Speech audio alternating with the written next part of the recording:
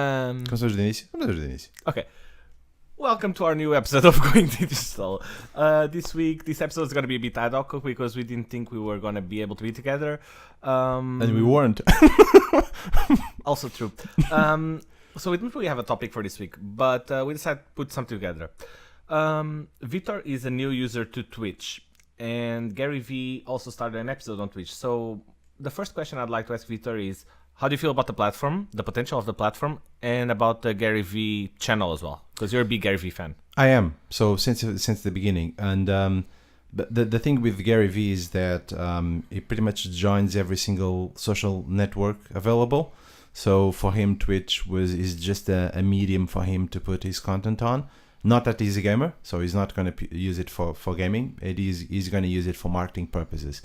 Which gives me to the other side of the coin, which I think that Twitch is going to be probably the future of like Instagram, right? So everyone's going to join because it is a good platform to put video and to reach to gamers, and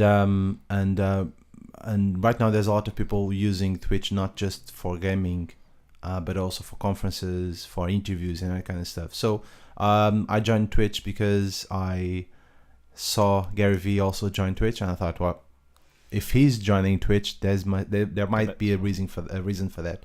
And actually, the reason I think it's going to be where you need to be where people are, right? So if people are using YouTube, you should have a YouTube channel. If people are actually using Twitch, then you should have also a Twitch channel. So and created a Twitch channel. Haven't done anything with it, just the beginning. But I find it quite hypnotic and relaxing to see the other people playing games. It is. So it is really addictive, and you can spend a lot of time just staring at the screen, seeing other people dying and playing games. Yeah. When I was first introduced to Twitch, I had this thing of like, what? I'm supposed to sit in front of the computer watching people play? No, I want to play myself, but it is extremely relaxing. And you even have some channels where people are actually programming, and they'll live stream it as well, and it's super cool. Marco, what about you?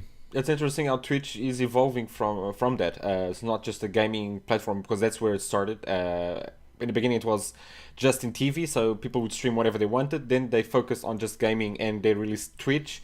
So it's now fun to see how Twitch is now going back to whatever people want to stream in live and talk to other people. Okay, the focus is still gaming, but there's a lot of stuff happening regarding coding so pair programming almost live with 100 people. Business conversations going on, or conference calls happening there. So it's an interesting evolution of Twitch. What do you mean? Conference calls? As in conference? No, when I say conference calls like this, like people getting together. Oh, right. There's one, because you can share audio between multiple people also on Twitch. I think Twitch is actually in a really interesting position right now, because like content creators are super unhappy with YouTube, and if Twitch plays its cards right, it might come and replace like YouTube, because people are really pissed off right now from demonetization, from all the shit of how YouTube dealt with the Logan Paul videos. So there is a really good opening in the market right now for a good platform, a good video platform, and Twitch might be that platform. And if they can merge both worlds, like Patreon and YouTube, they have something that might work, because people are also unhappy with. And imagine, Twitch belongs to Amazon, so I'm not sure if they have an application for the Amazon Fire TV, but if they have, I don't know. They have, because that might be a good. I think so. We just had this kind of topic and conversation before, right after lunch. So back in Portugal, there was a channel, there's a TV cable operator that would have an online video platform, and then you can see the videos also on your TV setup box. Maybe Amazon can do the same with Twitch and Fire TV. If you just actually log into twitch.tv, first thing that says on the blue bar, Twitch Prime, free loot every month, exclusives, ad-free viewing, and access to hundreds of movies and TV shows with Prime Video. I don't know if Prime is related to the Amazon one or not. It is, yeah. Well, Prime Video is an Amazon's version of Netflix. I'm just looking. Yeah, it is. It's the same Prime. Okay, so I should connect my Amazon account to my Twitch account. It even says also included with your Amazon Prime membership. Prime members, discount on pre-order box games. You even get discounts on games and everything. See, That's pretty cool. Amazon is pretty much going to rule the world. I agree with that. Twitch.tv. So let me see if I can click my Amazon. The other account to thing I this. think it could be interesting for us to discuss this week, and I heard this yesterday from you guys, 800 million Telegram ICO, Mm-hmm. and they're going for it again. Yeah, Yeah. It's insane. it is. Yeah. It's 800 million is a lot of money. it's well, the thing is, with this ICO, you can see there's a goal with it, right? So it belongs to a company already in the market. They have a product. It's not that they're just raising money for starting something new. It is. Yeah, but Okay, fine. They're not starting from zero. They're starting from 0.1. you get the point. But yeah, but they're doing an entire new platform. That's why they raised the money, right? Right, but the thing is, they already produce something, right? They have a product in the market. It's stable. We already know what company is Telegram is. They are probably more secure than the other ones that we've seen on the market, but still, it's a good way to lose money, right? On the other hand, there's a lot of companies in the UK, around Europe, that they are forbidding people to invest in Bitcoin and ICOs through their credit cards. So the clampdown on these kind of transactions and investments will start to happen across the world. Yeah. Yeah. Marco, what about you? What do you think about the Telegram stuff? Are you a I have Telegram no user? idea. Honestly, I've rarely. I haven't installed. I might have like 2 or 3 group chats there, but I rarely use Telegram. So I haven't paid really much attention of what's going on to Telegram. So like the headlines that there was ICO, 100 and something million. Now there's a second ICO, private ICO planning or going on. I since noticed that they released like 2 or 3 new products recently, so before the ICO, so that did move some stuff, created some buzz, but I haven't been researching and paying attention what they are doing. It looks like almost that they want to become a platform like WeChat, just create channels, create groups, allow payments, but I need to read a bit more before being able to comment on that. But still, we're gonna have the same problem with ICOs, right? So the point is, it's a company already established in the market that has some products, but still, it's ICO for something new without any return on investment, right? So Yeah, it's. I think it's utility tokens. So. yeah, but the thing is, everyone promises tokens, right? It can be a token for pretty much everything. But the thing is, if you invest in a stock, if you invest in a company, you probably should get a return, or at least that kind of market is regulated. So my guess is that probably ICOs.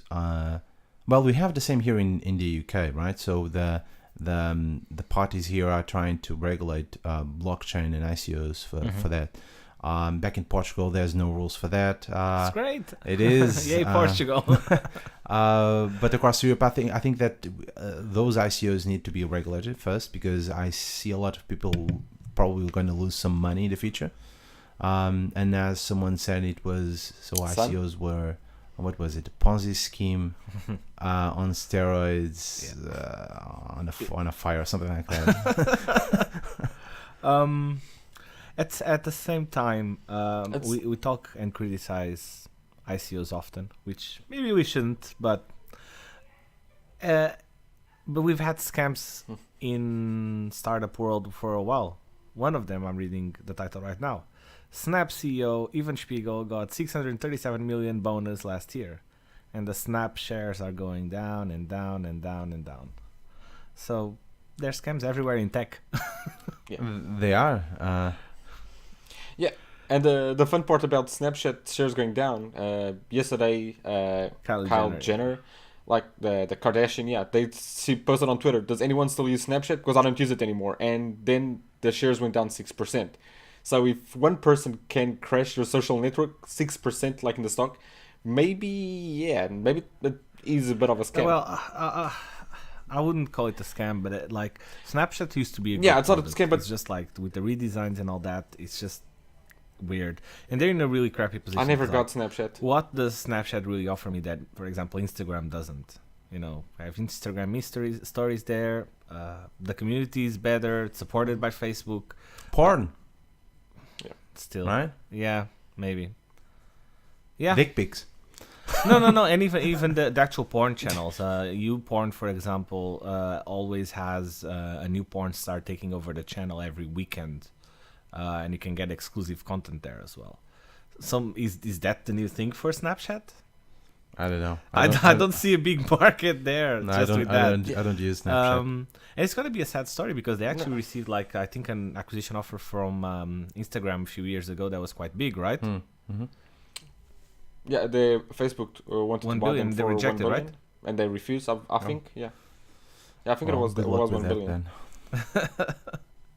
What else should we talk about? It's so weird. It's our first ad hoc episode. Yesterday, It's weird.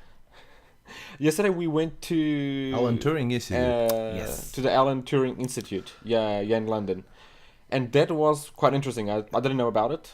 So for those that don't know about it, also the Alan Turing Institute, it's an institute created by multiple universities here in the UK. Was a partnership also from the government that's focused on data science and AI. So they have less than 100 people at the moment, but they're focused on really doing research in multiple areas that might affect the economy, the social well-being of people, self-driving cars, things like that. So, Tiago, what was your perspective For of it? starters, they have a really cool office. That's the first thing I'd say. So for those of you that don't know, the office is inside the National British Library. Is that what it's called? Mm-hmm. Yep. And King's Cross. it's such a badass place because for starters, it's the British Library because it's a really cool building. If you've never been there, go and visit. Second, on the left, they have the biggest expositor of Harry Potter. Like, they have a huge exposition of Harry Potter. And then there's the Alan Turing part as well. But I think it's really interesting. So the episode we would have released before this one, we interviewed Professor Karsten Maple, who's leading some of the research there. Karsten has been, during my entire lifetime, he's been one of the smartest people I've met. And if it comes down to him saying that there's people a lot smarter than him working there, it's really inspirational. So I'd love to spend more time there, and hopefully next time I come to London we can maybe record an episode there and interview some of the people there. That could be really interesting. So I'll try to get that down for us. But it was a really cool experience, and for him to explain, some of the research that's being done there. Of course, we can't really talk about that on video, but some of the things that are being done there, it was really, really, really nice. It's a shame you couldn't join this visitor. Join at drinks. Drinks. The best part of it. Your priorities are in the right place. Exactly. Yeah, should I visit the drinks. institute and learn about data science, machine learning, what people are doing, or go for drinks? Let's go for drinks. I might have a couple of things to talk about just by looking at our tech coffee, daily tech coffee with Vitor Domingos. Do the intro. No, I don't. You can listen to the whole thing. We'll make sure to put the link in the description. Yeah, exactly. So a couple of news, and because I know how much you love UK and London, we can talk about Citymapper. So they have their own buzz. Is that a big thing? Because you guys, both you and Marco, when we met, you were like, Citymapper has a buzz. Is that such a big thing? The buzz work pretty well here. Well, listen, it's a mobility application for phones that now owns buses to transport people.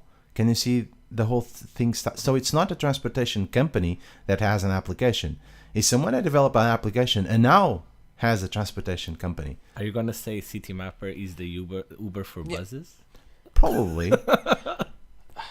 No, I wouldn't say that. The thing is, I would say my perspective on Citymapper developing these buses, it's really not to be a transportation company. They are, in my perspective, they are using these buses going around London to showcase their technology and what they can provide cities for their own infrastructure. So instead of cities developing their own software for buses and for connecting people, they can there's a package that you can just install on all your buses. Have this package in your central command center, and you can control your entire public transportation system. And I think that's where Citymapper is betting on. It's becoming a provider for cities instead of provider of, well, transport. That's my perspective. I'm a big Citymapper fan, right? It works great. I put things in there, it gives me the map, even connects to Uber, all that crap. I don't know. I just don't see the big thing about them having a bus, but maybe it's because I don't live here. Like, well, do you have? No, I don't use their bus. So for me, it's like, okay, they have a bus. It's interesting, but no. Yeah, no. But on the other hand of the whole thing, Sadiq Khan, so the London City Mayor, just announced, was it yesterday or today, that he wouldn't allow for the tube to be like the DLR. Driverless. So he thinks that's a madness, have the trains being driven by on one track being driven by a computer. But on the other hand, he finds it quite natural for us to have driverless cars around London. Yeah. So it gets seriously. So are we against the? And isn't like one of your trains like the DLR is the DLR is driverless. Yes. Yeah. But the thing is, I think it's more politics than anything else because of all the strikes with the TfL. If he would come out and say like the tube is going to be driverless, you're going to have a strike of more drivers and the unions. Like, no, we can't. We're going to fire tons of people. He would already be proactive about making it driverless. Politics now. I think that if cars had a union or unions, we never have driverless cars because they all wanted a driver to drive them. So I think that's the kind of issue that we're facing at the moment. A lot of confusion, about we want to use. So my point is, we really want to use new technology, and we want to use that technology to transform our cities, but we don't know how we should regulate it. Yeah. Right? So TfL has the buses, Citymapper is doing this. We have the mayor saying that they don't want trains to be driverless, but we want cars to have to be driverless. We want people to invest in new technology in blockchain, but then we don't allow them to invest. But isn't that normal? Because you've got tech companies super fast, government who creates regulation super slow, and you're always going to have that problem. It is, but the thing is, there's a difference between governments being super slow and governments being against it. So you have the two faces of the coin. You have governments saying, yes, we want to bet on technology and new companies and new ideas. On the other hand, they're saying, well, we shouldn't do that, and we should pretty much regulate everything. So they don't come together. We need it's like that of cheap, fast, and good, right? Good, Pick two. So you can't have the cake and eat it. You need to do something. And you always have politics at play as well. Like if the big banks don't want something to happen, it doesn't happen. If they want it to happen, it does happen. If some crazy politician doesn't want something to happen on transportation, it doesn't. So it's a really complicated combo. It is. Well, Uber probably is the best example for that, right? Exactly. So it's a really good, cool idea that everyone can copy and everyone can have it. So any taxi company can have that kind of application. And yet there are some countries like Portugal, like here in London, that they lost the license last year, that they want to make it harder for people to actually use that kind of service. So I think that from a government point of view, and either they should tell people and companies that technology is good, but also give that kind of free path and free way for them to actually bring some innovation. Otherwise, we're just gonna waste time, and usually companies find a solution around that, right? So it just takes a bit of time to understand how to deal with that. And with that, we actually need to end the episode because I need to go to the airport. Thank you very much for listening. Subscribe, share, let us know what you think about the episodes. Thank you very much, guys, for joining me. Cheers. Bye. Cheers.